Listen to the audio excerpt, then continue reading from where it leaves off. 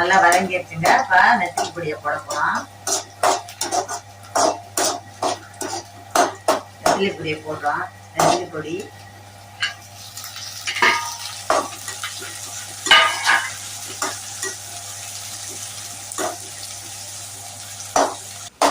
உப்பு, மிளகாத்தூள், கருவேப்பிலை எல்லாம் மிக்ஸ் பண்றோம்.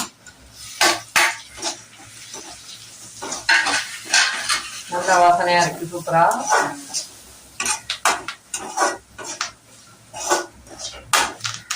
அந்த பச்சை வாசனை மாறி அந்த நல்லா வேகுற வாசனை வருது. சூப்பரா